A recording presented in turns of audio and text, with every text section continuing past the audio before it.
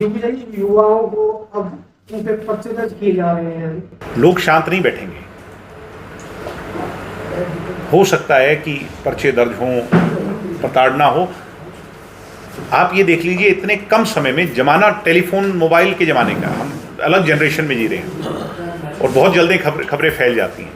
तो जितना जुर्म ढाएंगे, जितना स्प्रिंग को दबाएंगे ना नई पीढ़ी के, ये उतना और ज़्यादा उछलेगी। अगर ऐसा कर रहे हैं तो ये बहुत बड़ी गलती कर रहे हैं, इनको सुधर जाना चाहिए।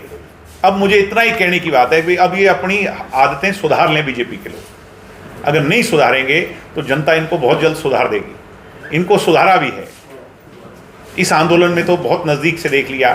जो लोग कहते थे कि इस्तीफे नहीं होंगे, उनको घुटनों के बल इस्तीफे देने पड़े। दिग्विजय जी, जैसे आपने वीडियो फुटेज की बात की, ड्राइव की बात की, उन्होंने कहा कि चेयरमैन लाइबल है, तो हरियाणा के एजुकेशन मिनिस्टर उनको भी लाइबल मानते हैं। ऐसा है कि हम सवाल पूछेंगे। मैं अभी एक जेनरिक सवाल पूछ रहा हूँ। जेनरिक सवाल ये है कि क्या वो सीसीटीवी फुटेज है सरकार के पास? उसके लिए मुख्यमंत्री या एजुकेशन मिनिस्टर या बीजेपी के लोग ये स्पष्ट करें कि हमारे पास फुटेज है। अगर फुटेज है तो मैं माफी मांग लूंगा इनसे। अगर फुटेज नहीं है तो आप ये समझ जाइए कि कितनी बड़ी करप्शन का खेल हो। मैं तो खुले तौर पे कहता हूं, अगर इनमें दम है तो मेरे पे मानहानि का केस दर्ज करें। 3 लाख में जनरल सीट बिकती है और 2 लाख में, 3 से 5 लाख में जनरल सीट बिकती है और 2 लाख में जो एससी कैटेगरी की सीट्स हैं रिजर्व, वो बिकती हैं। एच टेट की परीक्षा तो है ही नहीं परीक्षा।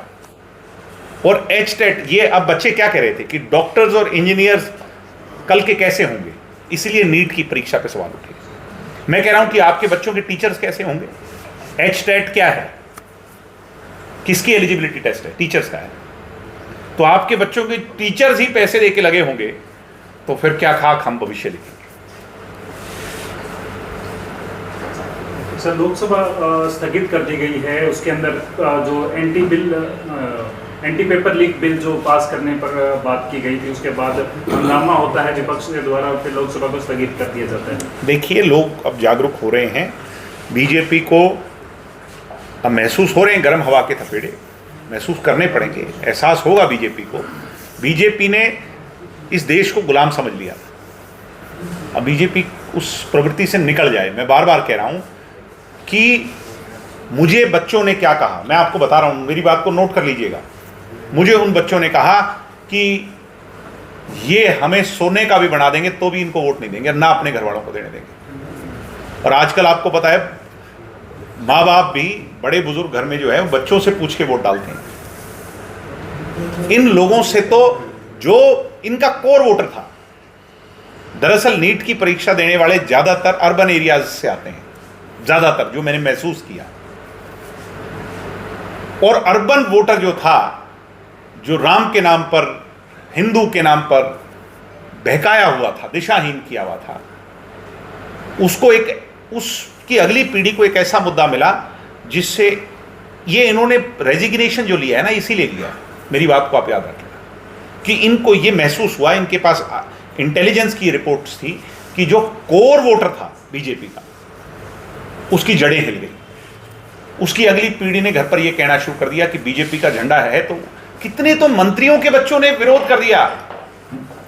आपको अचंभा होगा कि असम में यह घटना हुई, महाराष्ट्र के चीफ मिनिस्टर की बेटी ने विरोध कर दिया।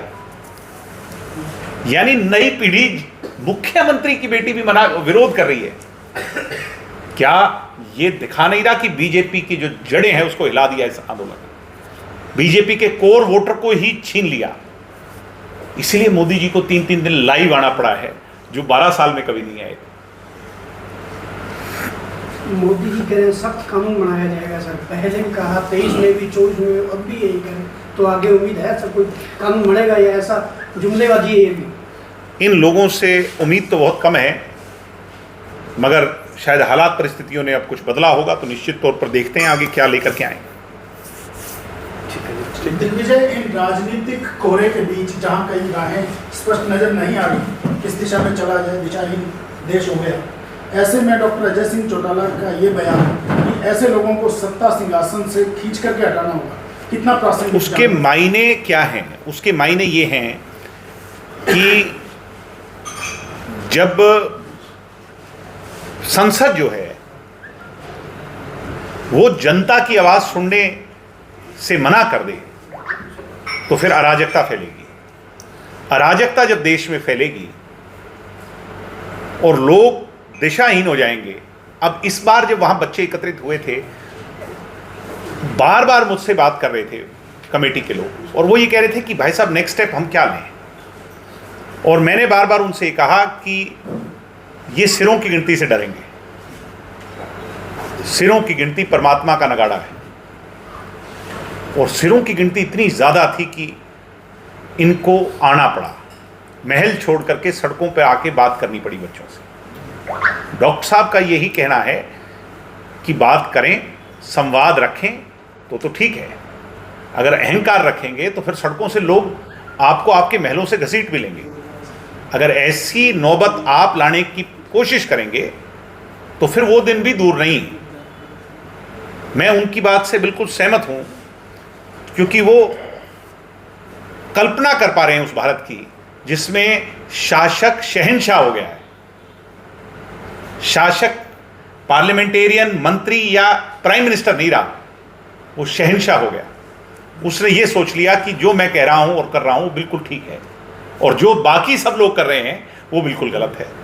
तो ऐसे में डॉक्टर साहब का जो बयान है वो मैं उसको भविष्य का बयान कहता हूं, उनकी जो सोच है। आज की प्रेस कॉन्फ्रेंस का मुख्य मकसद आप सब लोगों के सहयोग के लिए आभार है, जो पिछले दिनों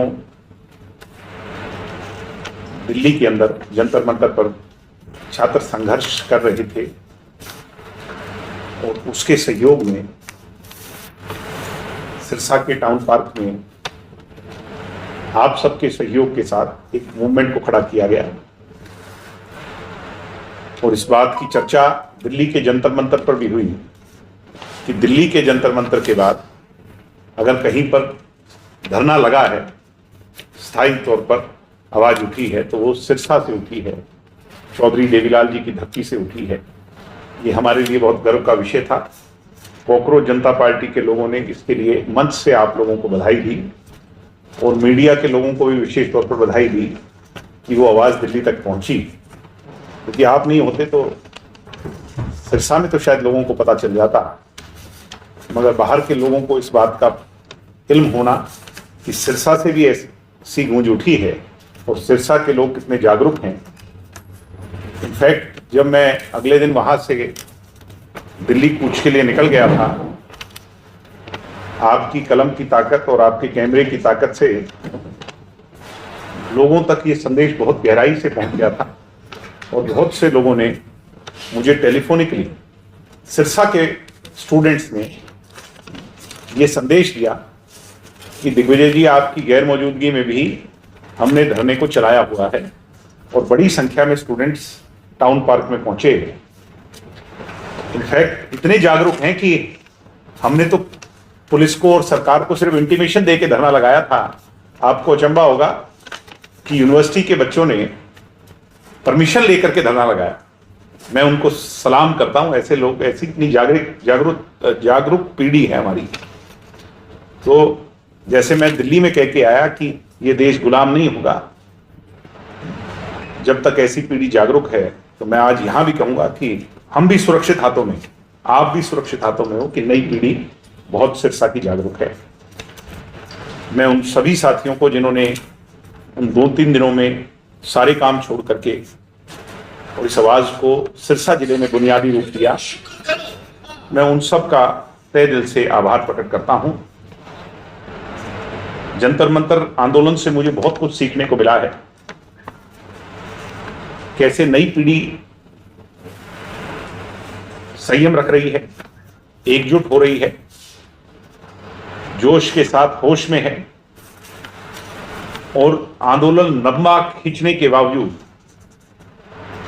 उसको संजो करके रख रही है। एक और मुझे जो बहुत खुशी है, जो मैंने महसूस किया है वहां 2-3 दिनों में, कि धर्म संप्रदाय और जाति पाति की राजनीति से ये पीढ़ी ऊपर उठ चुकी है। बीजेपी का सबसे बड़ा प्रोपेगेंडा कास्टिज्म और रिलीजन पर है। 2014 के बाद इस देश में राजनीति का जो प्रारूप है वो धर्म संप्रदाय की राजनीति है, जाति पाति की राजनीति है।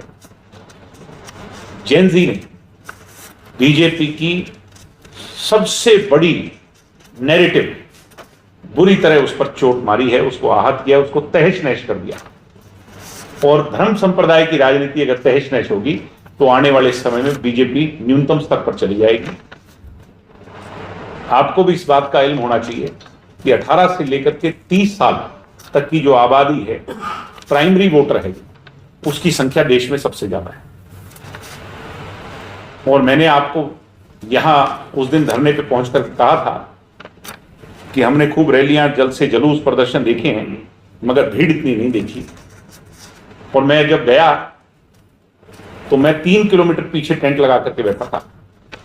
3 किलोमीटर 200 फुट चौड़ी सड़क पर कितनी जनता होगी, और जहां बैठे थे उससे भी 2-3 किलोमीटर पीछे तक लोग थे। ये दिखाता है कि मेजॉरिटी वोटर देश के कोने कोने से आए युवा ने अपने इलाकों का संदेश वहां तक पहुंचाकर ये दिखा दिया कि आने वाले समय में हम बंटेंगे भी नहीं और कटेंगे भी नहीं। यानी बीजेपी जो कहती थी बटोगे तो कटोगे, मैं उन्हीं की बात पर बात पूरी करता हूं। ना तो बटेंगे, ना कटेंगे, ना हिंदू मुसलमान होगा, ना जाट गैर जाट होगा, ना दलित गैर दलित होगा, ना सिख गैर सिख होगा। ये दिखा दिया इस देश ने। इस बात में कोई दो राय नहीं कि ये जेपी आंदोलन के लिए जो किसी जमाने में इमरजेंसी काल में हुआ था, हमने तो नहीं देखा उसको, आंदोलन को किताबों में पढ़ा है, सुना है, टेलीविजन पर देखा है, मगर जयप्रकाश नारायण जी के लिए ये सच्ची श्रद्धांजलि है। स्टूडेंट्स के आंदोलन ने तब व्यवस्था परिवर्तन की लड़ाई लड़ी थी और आज भी। मैं पुलिस की बर्बरता पर भी एक सवाल खड़ा करना चाहता हूं कि अभी भी कुछ खबरें आ रही हैं। कल बिहार से खबर थी, कुछ साथियों को डिटेन किया गया, और दिल्ली से भी कुछ साथियों की खबरें आ रही हैं। हरियाणा में भी कुछ जगह जो आंदोलन में शामिल लोग थे उन लोगों पर कार्रवाई करने का प्रयास हो रहा है। अगर ये गैर जिम्मेदाराना प्रयास विश्वास दे करके और उसको तोड़ने का प्रयास सरकार करेगी, स्टूडेंट्स के मोराल को कमजोर करने का प्रयास करेगी, तो जननायक जनता पार्टी फिर सड़कों पर उतरने के लिए तैयार है।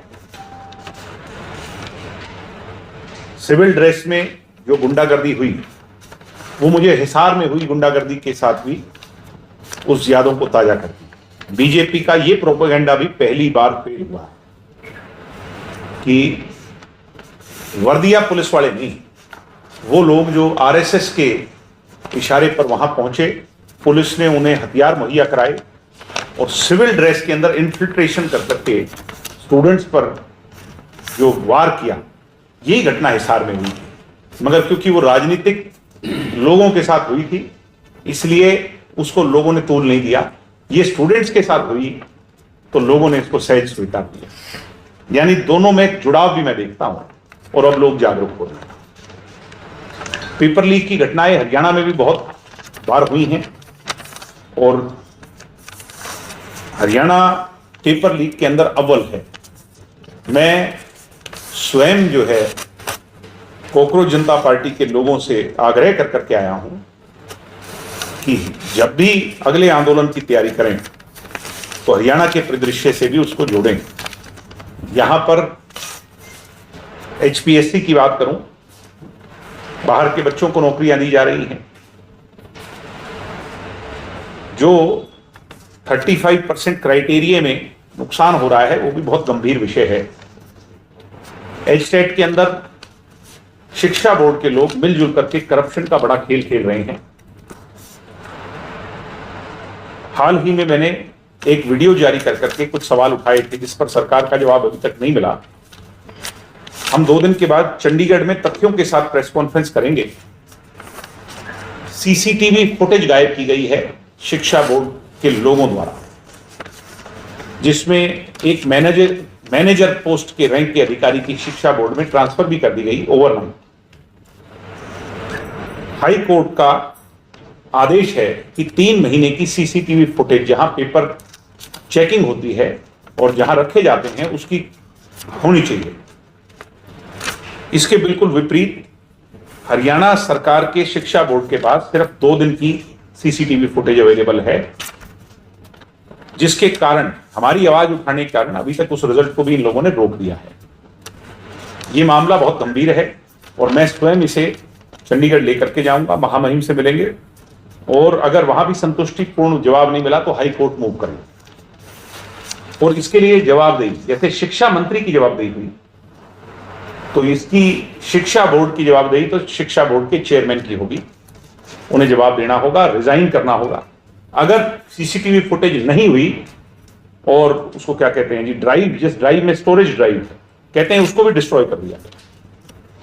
अगर वो स्टोरेज ड्राइव भी डिस्ट्रॉय हुई मिली, एक लेटर भी मेरे पास है जो मैं आपके बीच में साझा कर दूंगा इसकी मीटिंग के बाद, जिसमें इंटरनली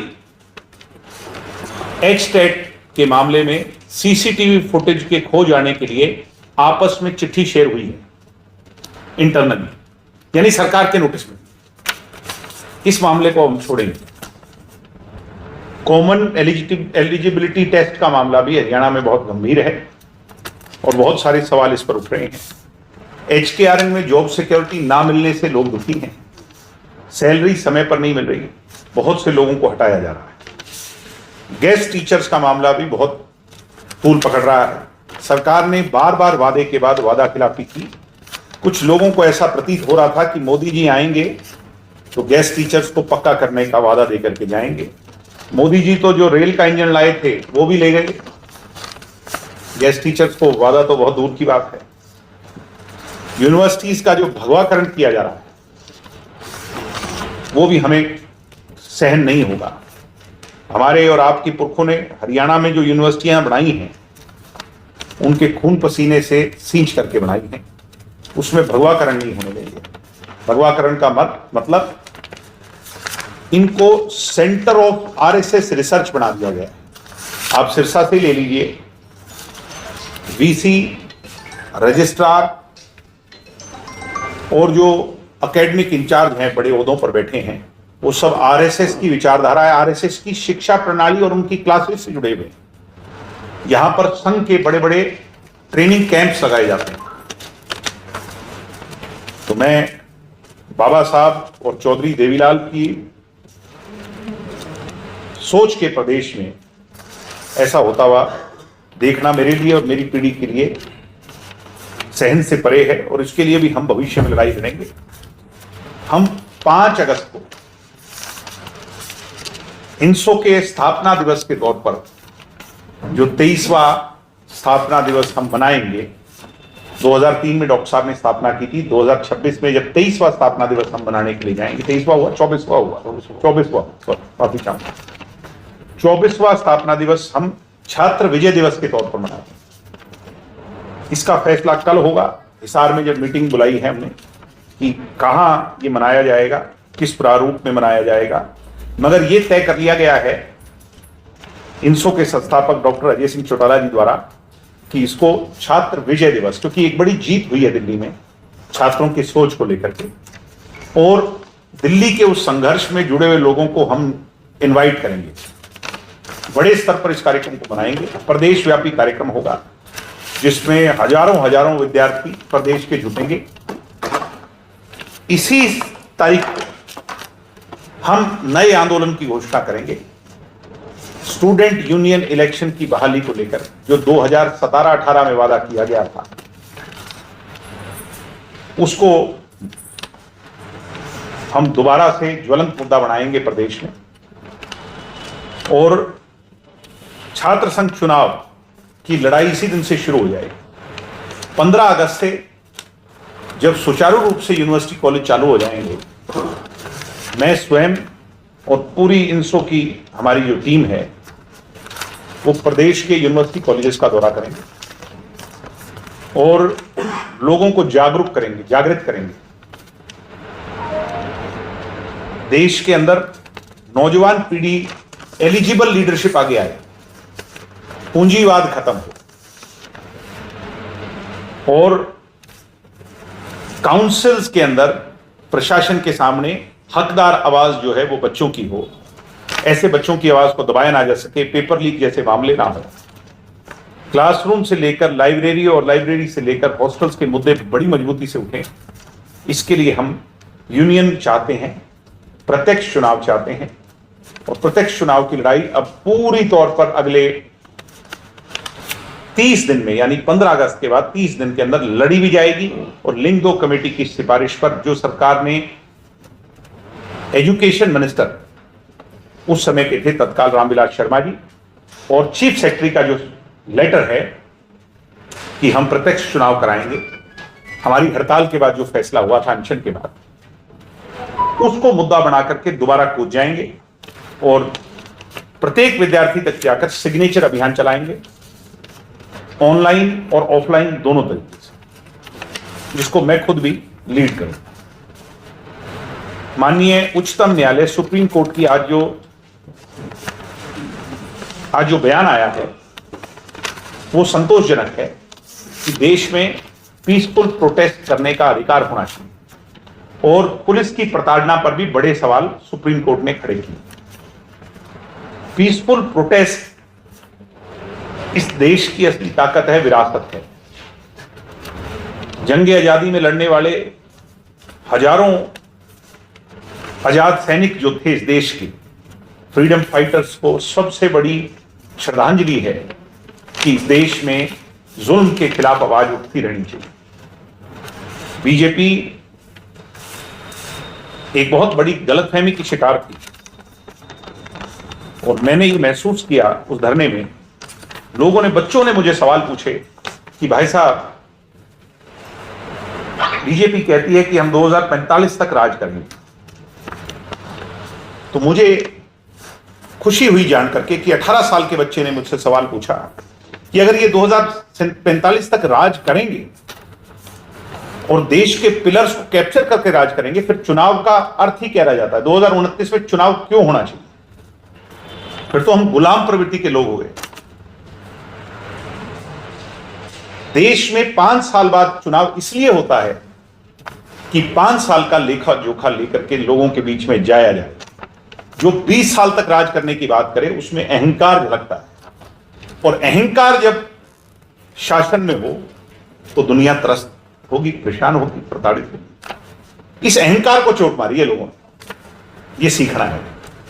तो मैं अपनी बात को कंक्लूड करते हुए, जो बिहार में हमारे साथियों पर इस आंदोलन में AK-47 से गोलियां चली, सोचना चाहिए काउंटर टेररिज्म में इस्तेमाल होने वाले सोफिस्टिकेटेड वेपन AK-47 की गोलियां अगर छात्रों को लगी हैं तो अभी भी इनको समझ जाना चाहिए गरुड़ अच्छा नहीं है। हरियाणा में बड़े मुद्दे हैं, उन पर मनोहर लाल, अपने नाम तो ठीक निकला क्योंकि इसलिए सीएम तो वही है, मगर वो नायब सिंह सैनी जी को जवाब देना होगा। जवाबदेही के लिए अब हमें, हमारे से अगली पीढ़ी ने, वो कहते हैं ना कि जैसे ऐसा काम करके दिखाया कि हमारे में भी नई जान डाल दी। हम तो ये, अब आजकल के बच्चे कहते हैं हमें तो पता भी नहीं था क्या है, मगर वो कहते हैं तुम मिलेनियल्स थे जो उस समय पैदा हुए और उससे पहले कुछ और होते थे। तो अब जो जेनजी है उसने मिलेनियल्स को ये बता दिया कि अपने हक की लड़ाई कैसे लड़ी जाती। तो इसलिए हम सीख करके आए हैं, अपनी नई पीढ़ी से सीख करके आए हैं और ज्यादा जोश में, और आने वाले समय में बीजेपी की राह आसान नहीं होगी, अन्यथा इन सभी मुद्दों पर वो लोगों की मददगार साबित हो, अन्यथा उनके लिए मुश्किल बढ़ेगी। हम घर नहीं बैठेंगे, अब इसको बीजेपी की चुनौती बनाएंगे। आप